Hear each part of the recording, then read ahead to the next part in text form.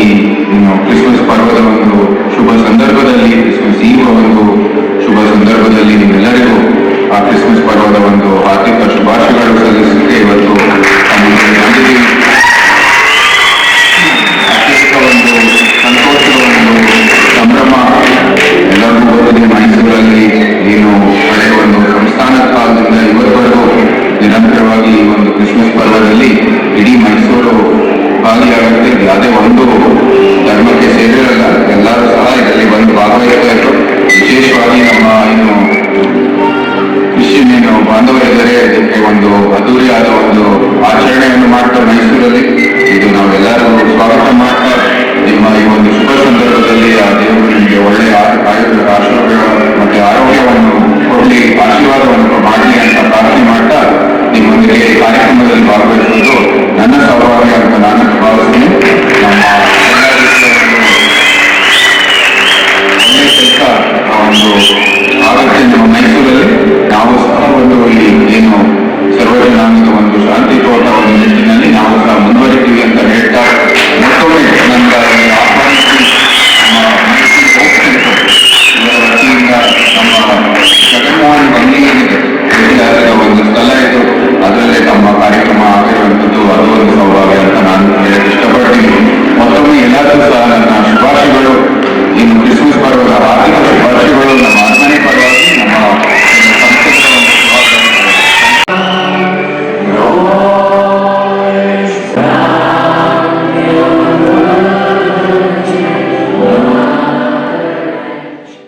ಎಲ್ಲರಿಗೂ ನಮಸ್ಕಾರ. ಇಲ್ಲಿ ನಮ್ಮ ಮೈಸೂರು ಜಗನ್ಮೋಹನ್ ಬಂಗ್ಲಿಯಲ್ಲಿ ಮೈಸೂರು ಹೋಪ್ ಸೆಂಟರ್ ಇವರ ವತಿಯಿಂದ ಇಲ್ಲಿ ಕ್ರಿಸ್ಮಸ್ ಏನೋ ಪರ್ವ ಇದೆ, ಅದರ ಒಂದು ನಿಟ್ಟಿನಲ್ಲಿ ಇವತ್ತು ಆಚರಣೆಯನ್ನು ಮತ್ತು ಇಲ್ಲಿ ಏನು ವೇದಿಕೆಯ ಒಂದು ಕಾರ್ಯಕ್ರಮವನ್ನು ಏರ್ಪಡಿಸಿದ್ದಾರೆ.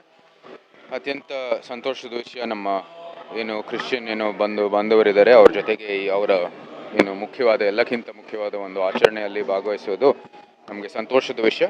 ಸಮಸ್ತ ಏನು ನಾಡಿನ ಜನತೆ ಇದ್ದಾರೆ ಅವ್ರಿಗೆಲ್ಲರಿಗೂ ಕ್ರಿಸ್ಮಸ್ ಪರ್ವದ ಶುಭಾಶಯಗಳನ್ನು ಸಲ್ಲಿಸುತ್ತಾರೆ. ಅವರ ಹಿತಕ್ಕಾಗಿ, ಅವರ ಎಲ್ಲ ಸಮುದಾಯದ ಒಳ್ಳೆತನಕ್ಕಾಗಿ ಎಲ್ಲ ರೀತಿಯ ಕೆಲಸಗಳು ಆಗ್ತಾ ಇದೆ. ಭಾರತೀಯದಲ್ಲಿ ನಮ್ಮ ಸಂವಿಧಾನದ ಒಂದು ಚೌಕಟ್ಟಿನಲ್ಲಿ ಎಲ್ಲರಿಗೂ ಸಮಾನವಾದ ಹಕ್ಕಿದೆ. ಅವ್ರಿಗೂ ಸಹ ಒಂದು ಅಲ್ಪಸಂಖ್ಯಾತರ ಒಂದು ಏನು ದೃಷ್ಟಿಯಲ್ಲಿ ಏನೇನಾಗಬೇಕು ಅದೆಲ್ಲ ಮಾಡ್ತಾ ಇದ್ದಾರೆ. ಇಡೀ ಪ್ರಪಂಚದಲ್ಲಿ ಯೇಸು ಕ್ರಿಸ್ತನ ಹುಟ್ಟುಹಬ್ಬವನ್ನು ಆಚರಣೆ ಮಾಡುವಂಥ ಈ ಸಂದರ್ಭದಲ್ಲಿ ಭಾರತ ದೇಶದಲ್ಲಿ ನಮ್ಮ ಪ್ರಧಾನಮಂತ್ರಿಗಳಾದಂಥ ಮೋದಿಜಿಯವರು ಕೂಡ 2 ಕಾರ್ಯಕ್ರಮದಲ್ಲಿ ಪಾಲ್ಗೊಂಡದಂತ ನಾವೆಲ್ಲರೂ ಕೂಡ ನೋಡಿದ್ದೀವಿ.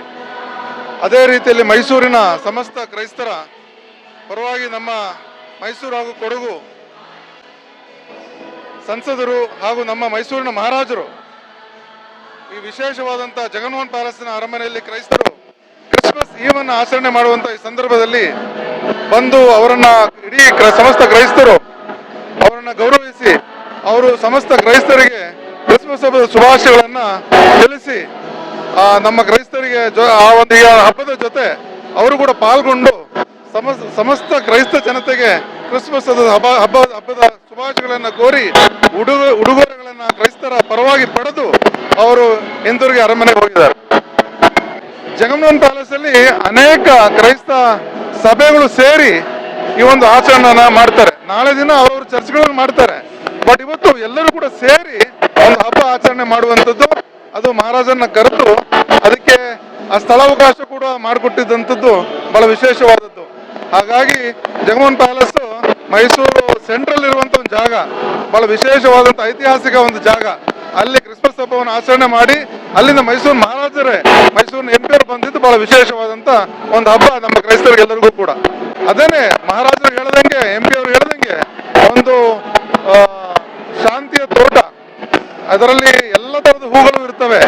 ಅದರಲ್ಲಿ ಕ್ರೈಸ್ತರು ಕೂಡ, ಅದರಲ್ಲೂ ಕೂಡ ಕ್ರೈಸ್ತರಲ್ಲಿ ಅನೇಕ ಪಂಗಡಗಳು, ಅನೇಕ ತರದ ಹೂಗಳು, ನಾವೆಲ್ಲರೂ ಸೇರಿ ಹಿಂದೂಗಳು, ಮುಸಲ್ಮಾನರು, ಎಲ್ಲ ಜಾತಿ ಜನಾಂಗ ಧರ್ಮದವರ ಜೊತೆಗೆ ಈ ಕ್ರಿಸ್ಮಸ್ ಆಚರಣೆ ಮಾಡಿ ಇಡೀ ಪ್ರಪಂಚಕ್ಕೆ ಸಮಾಧಾನವನ್ನು ಕೋರುವಂತ ಒಂದು ಸಂದೇಶವನ್ನು ಸಾರಿದ್ದಾರೆ.